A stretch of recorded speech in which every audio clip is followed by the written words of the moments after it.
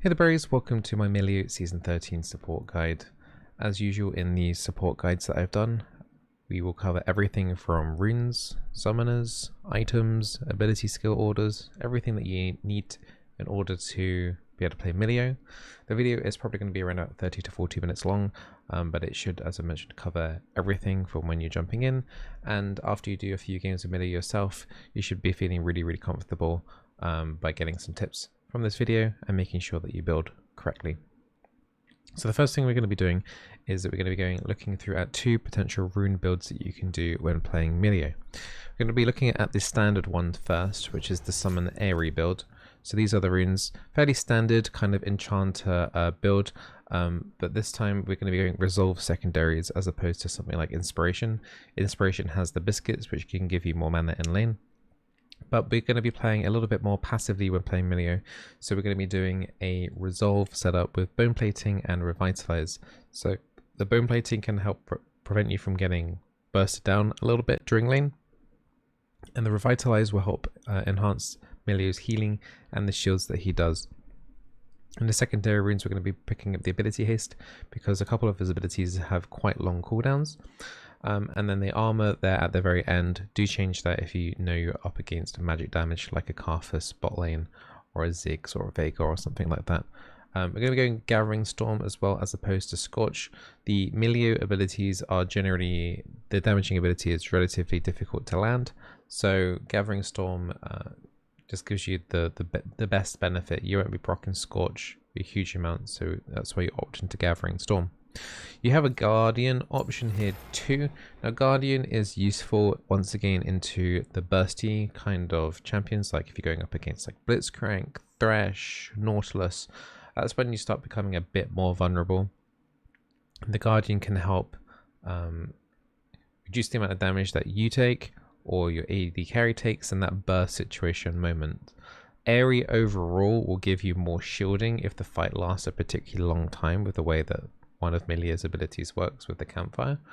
But in those short moment instances, if you are worried about those engaged supports like Leona again as another one, Rel, Guardian will probably be your best bet during lane, just to make sure that you are enhanced as much as possible. You're going to want Revitalize again with the bone plating and the Font of Life. And you can go into the inspiration secondaries to grab the extra mana regeneration that you would have missed out otherwise, and the Cosmic Insight is a nice cooldown reduction, particularly for your summoners. Now here we have a little mix of extra tanky stats as well, just in order to survive in the laning phase a little bit more, since this build is primarily to do with surviving. So we've got armor here, we've got health, so to make yourself a little bit more tanky in the laning phase. You've got adaptive force, which would increase the amount of shielding and stuff that you do, but you can opt into ability haste if you feel like you need the cooldown reduction, because as mentioned before, Milio's cooldowns are quite long. Right, what we're going to do now is we're going to jump into a practice tour game, and we're going to start talking about Milio's summoners when we get in. So Milio's summoners, you're always going to want to have flash. Ideally you run heal. If your AD carry does not run heal, then I would recommend that you run exhaust. You want to be passive, you want to survive the laning phase. Milio is a scaling champion, he's a scaling and buffing champion. So you want to make sure that you don't die in lane. You want to make sure that you can come out of the laning phase going into the mid game looking strong, and your AD carry looking strong, so that you're able to provide as much benefit to your team as possible. Alright, so what we're going to do is we are going to give ourselves a lot of gold. We're going to level up. And we're going to spawn some training dummies, and we're going to go through everything from items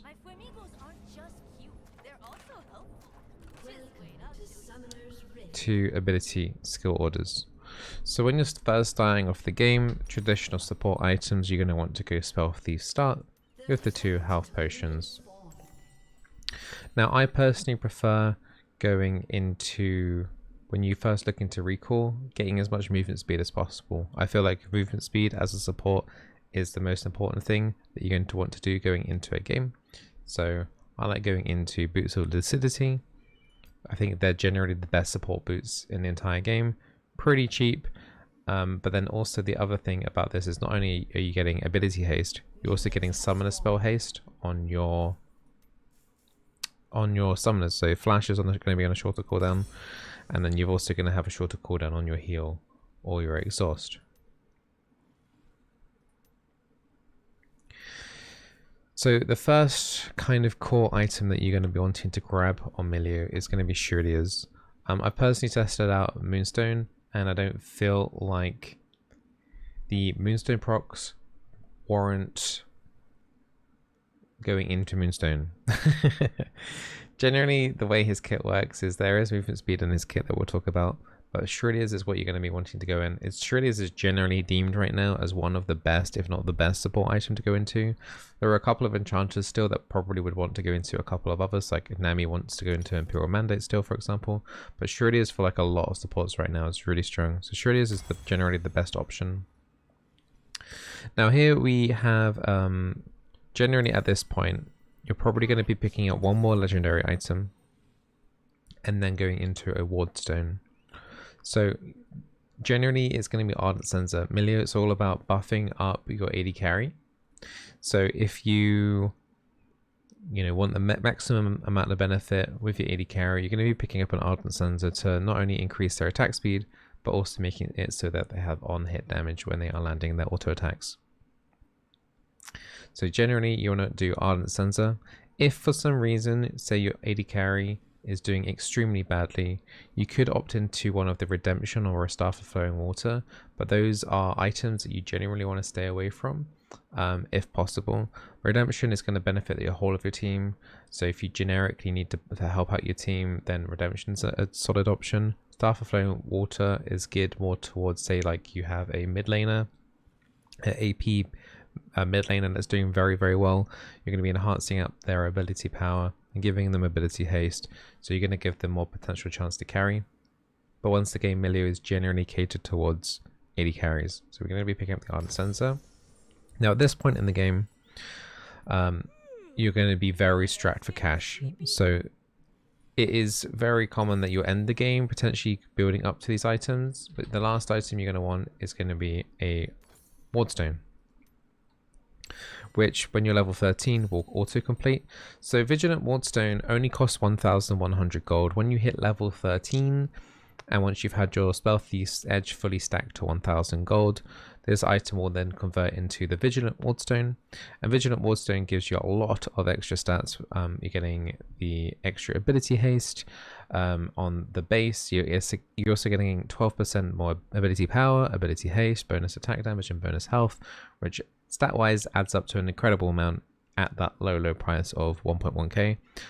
But also, if you're worried about inventory space, you can put control. When you buy control wards, they go in automatically into this item, and they stack up to 3.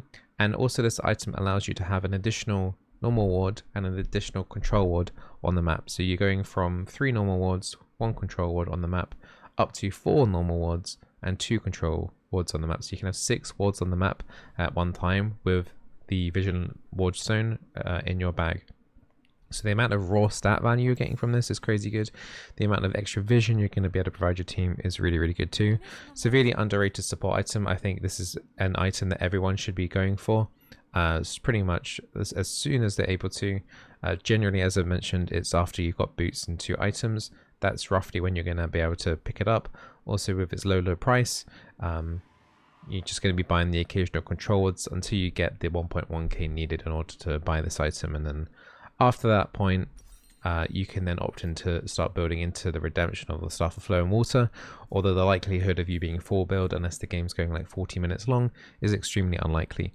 But either Redemption or Staff of Flowing Water as your last item. Maybe if you're worried about assassins, you could pick up a stopwatch and then sell that later on. You're probably not going to be able to complete that or fully into the actual Zhonya since it costs 3,000 gold, but you can pick up the stopwatch and maybe use that as a cheeky stasis in a big team fight. That could be a game-changing thing for you to do. Right, let's start talking about Milio's abilities and his skill orders. So I'm going to put 1 point in each of his abilities, and we're going to talk about each one of them. So firstly, let's talk about his passive. So when Milio's abilities touch allied champions, the next attack or ability deals extra attack damage as magic damage, plus also additional magic damage over 1.5 seconds.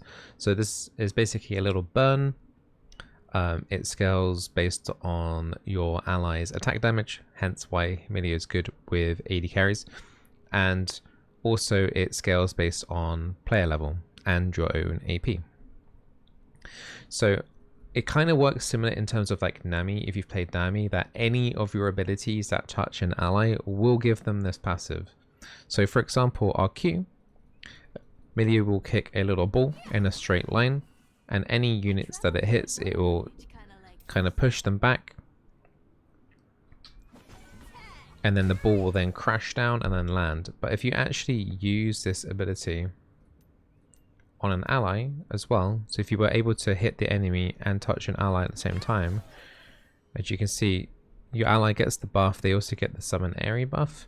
So a couple of things working in tune there. So you're going to be knocking back the enemy, potentially doing damage to the enemy, and then also you're going to be buffing up your AD carry. Next we got the W, which is the Cozy Campfire. We put that down. It will follow the nearest allied champion, including yourself, that you click that onto. So if you use this on the target dummy, it will follow the target dummy wherever he goes. Anyone inside this, any ally inside this circle will get the campfire buff, which is heal over time, and also increases the attack range of anyone inside there. So it starts at 10%, scales up to 20% as of right now. The cooldown on this ability is really long.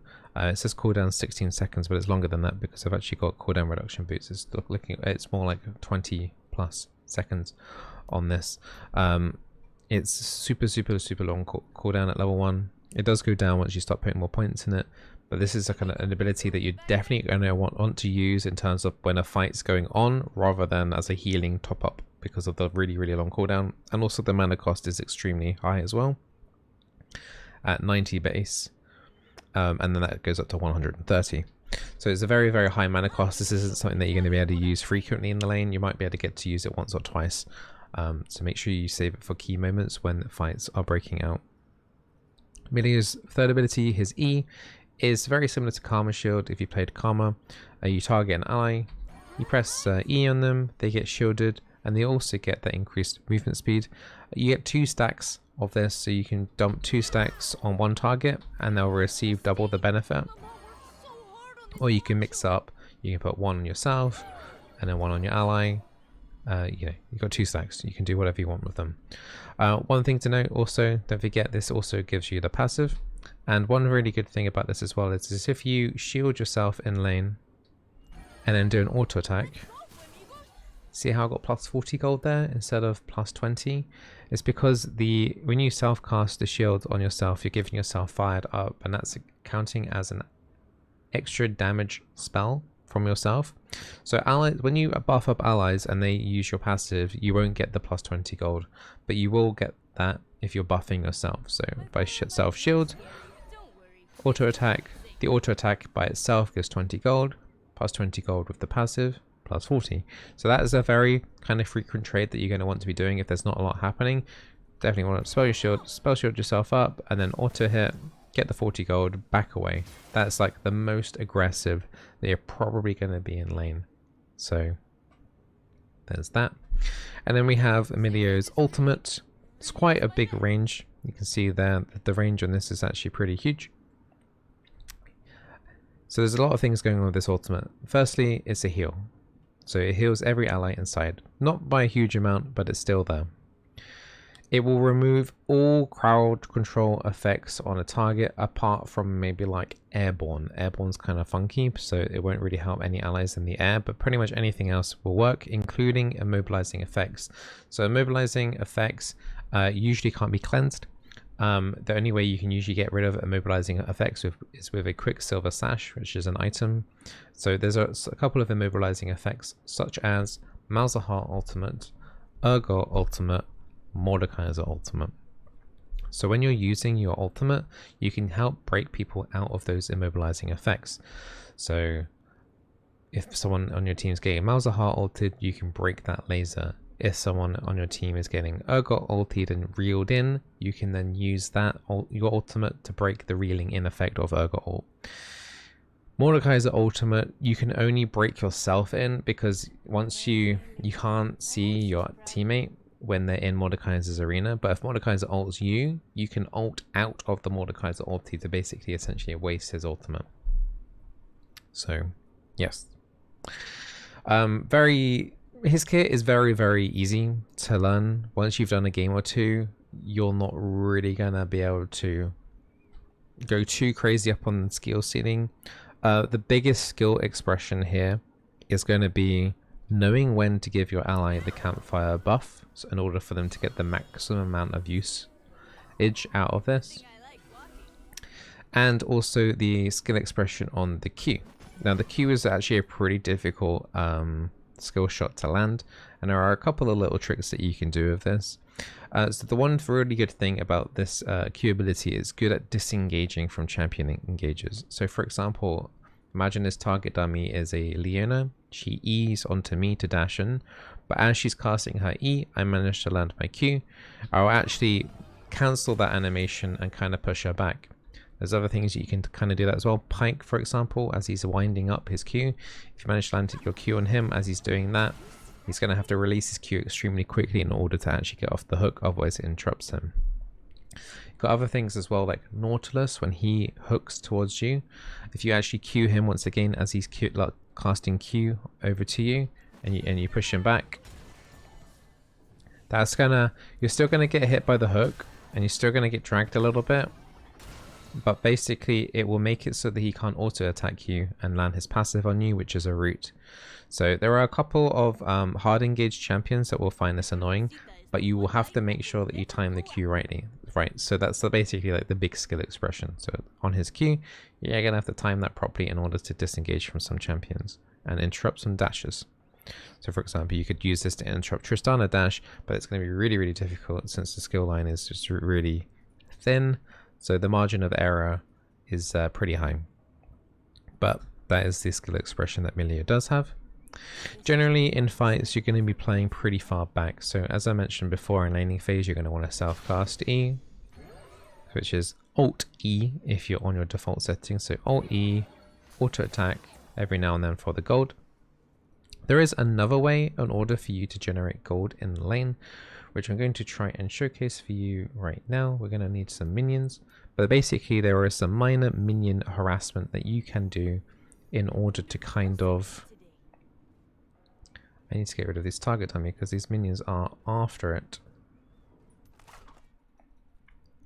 But yes, so there's a Q trick that you can do in lane in order to help basically generate gold. If you have mana flow banned, this is going to be literally the only way that you're going to be able to proc mana flow ban stacks, apart from landing Q directly onto the enemy. So what we're going to want to do here is we'll spawn an ally dummy. That's an enemy dummy. We'll spawn an ally dummy and an enemy dummy. Okay, so if I, for example, Q this caster minion, you can see how then the ball goes back and lands onto the enemy champion, the target dummy in this case. Now, from what I understand from playing a lot of Milio, is that it seems like a homing missile. The Q is always aiming at, even at really weird angles. So if I aim for this cannon minion, for example, even though the angle from me to the cannon minion isn't a straight line, it will kind of try and push itself in order to hit the target dummy. You see that wasn't quite a straight line there. Cannon minion wasn't the best example, but it will always kind of like push itself in a weird angle in order to try and hit an enemy champion in most cases. Once people know how to dodge a Milio Q though, it becomes really obvious on how to dodge it. It just kind of becomes a little bit annoying to dodge, but it's not that difficult to dodge. The skill shot overall is fairly simple to dodge. and it isn't a reliable way in order to gain spell thief stacks, but you could maybe test out to see how good they are dodging it. I want like 1 or 2, as long as you don't need your Q as a disengage. So say for example you're up against like double poke, you're not really going to be able to use your Q too much apart from when the enemy jungler turns up, so you can always use like an early Q in laning phase to kind of gauge how good they are at dodging it. And if the AD carry or the enemy support is constantly taking Qs, not only is it free poke damage for you, but it's also 3 spell thieves charges and mana flow ban stacks. So, and also you're going to want to get those mana flow ban stacks if you are going the air rebuild, because yeah, Milio is definitely one of the hardest champions in order to build up those mana flow ban stacks, just because of how he only has one ability that can do it, and his Q is kind of a little bit gimmicky at times. Apart from that, we need to talk about skill orders. So if we get rid of all the minions here. So in skill orders, you're going to want to max your E first, then your W, and then your Q. If you're up against engaged champions in lane, you can opt into doing 1 point in your Q first. So you start laning phase with 1 point in Q. Otherwise, you can do 1 point in E. That will also once again help you generate those spell thieves charges. Self-cast on yourself, right click on an enemy champion, get the 40 gold. You can definitely do 1 point in E to start off the laning phase. And then you probably would, if you do start E, you might want to do Q level 2 just to help provide a little bit of extra damage and any harassment and disengage in case of any jungle ganks, or if the enemy starts playing a little bit more aggressive. So by the time you hit level 3, you got 1 point in each of your QWE. You're going to be maxing your E every single time, then maxing your W, and then maxing your Q. The reason why you want to max the E is because it's the most common ability that you will use during the laning phase and honestly throughout the entire game. Putting more points in your E also increases the movement speed that the target gets per charge of your E. And also because you don't want to max your W early, because basically think of the W when you're increasing your allies' attack range. It's a multiplier damage number. So when you're first starting out the laning phase, your AD carry doesn't really have that much damage. When they go back to base, get a couple of items, that's when that base number of their power starts to go up, and the multiplier effect of Cozy Campfire, your W, goes up in value. So you really want to make sure that you got that maxed second, to a point where, you know, your AD carry probably has like 2 or 3 items, maybe more, in order to get like the maximum amount of value from that. And the E is maxed earlier because it doesn't care about the power of your AD carry, but it's going to keep you and your ally high chance to survive the laning phase in order for your AD carry to get to that item stage in the first place. Apart from that, as I mentioned earlier, Milio isn't the hardest champion to learn. His hardest thing to maybe get used to is to his Q. In fights in general, you're going to be playing pretty far back. You're going to be playing probably further back than any other enchanter that you're going to want to.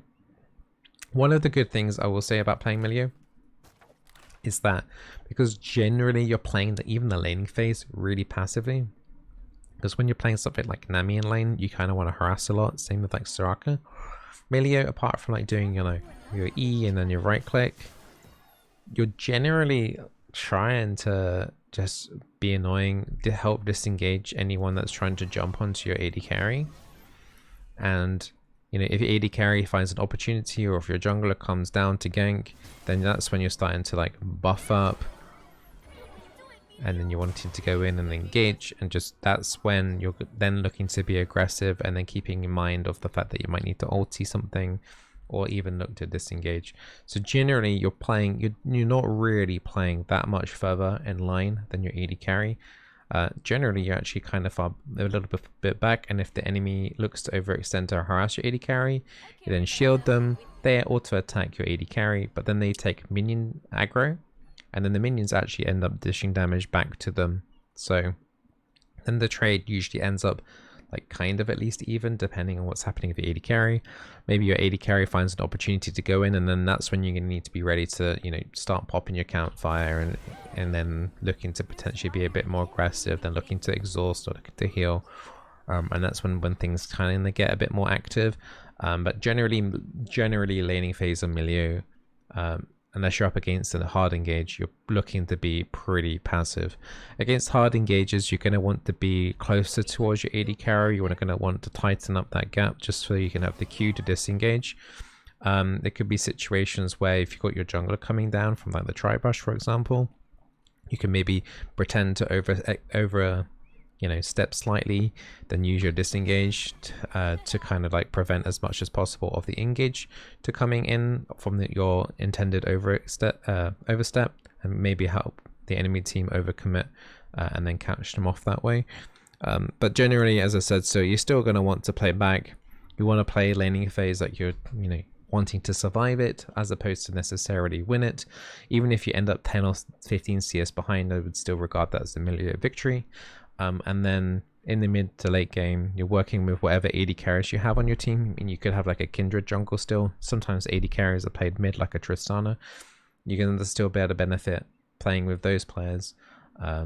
So yeah, so the most amount of value that you'll get from playing Milio is kind of like the long range hyper carries. Like the Jinx. Jinx is particular is my favorite AD carry to work with. Kaden can do okay. I haven't actually had a chance to play with a Kog'Maw, but the theory still kind of sticks with him. Kog'Maw, unfortunately, is a champion that isn't really played that much right now, but I think he is okay. So you're looking at those high auto attackers, long-ranged AD carries to benefit more from the percent increase in attack range. Kindred, in terms of your jungle, is a really good jungler to be able to work with because, once again, they're AD carry. And their range gets increased throughout the game. When Kindred picks up those jungle stacks, she gets more range, and the range for her can be incredible, like can be absolutely immense. As I said, also you could have like those AD carries in the solo lanes, like the Tristanas or the Vaynes. So if you've got more than one AD carry in your team, that can work really nicely. Also, once again, Milio gets much more value when there's more crowd control on the enemy team, or maybe a suppression. So if there's like a Malzahar in the enemy team, you already have a, you know, a Quicksilver sash for everyone to be able to get out of a Malzahar ultimate. Same with potentially like an Urgot as well. Although you wouldn't see the Urgot until much later in the game since that's a top laner. Or if they've just generally got like a lot of crowd control. So the engaged tank supports a lot of crowd control. You know, you could have a lot of stuff like in the mid lane, like I know that could have stuns, or something like a Lissandra that has a root and a stun. You know, those are the kind of things you're potentially looking out for in order to be able to get as much value from Milio, having the ultimate to cleanse out the crowd control. One thing I forgot to mention while we are talking about the ultimate is not only does the ultimate cleanse all the immobilizing effects or the crowd control effects as well, but also it gives your team 65% tenacity for 3 seconds. So you don't have to be perfect in terms of landing this, apart from the immobilizing effects. The tenacity won't affect on the immobilizing effects, but if you let's say there's a lot of things that are happening on a fight and you're not really sure what's going on, and you just press your ult button, the ult range is kind of generous, so if you hit as many teammates as possible, that's great. But also you're then giving your team 65% tenacity, which means crowd control lands on them 65% less. The duration is 65% less. So worst case scenario is a stun lands on your teammate, it's only going to be lasting 65% the duration anyway. So there's a lot of forgiveness from popping the ultimate just a little bit earlier, even if it's coming onto yourself. So say for example you can see an Anivia Q coming into your face and you know you're not going to be able to dodge it, popping your ulti just before it lands, and then you get stunned by the Anivia stun, you're going to be able to walk away from that stun a lot quicker than if you didn't use it beforehand, because of the tenacity buff that you get. So just something I forgot to mention in the ability skill order. Hopefully everyone's watched until the end of the video, right? But those are all the Milio tips that I can provide you. Fairly simple champion to play. Once you do 1 or 2, he's definitely one of the easiest supports to play. Skill ceiling's not too high, so basically what you see is kind of what you get. if you like playing passive in lane, then he's definitely going to be a kind of champion for you to play.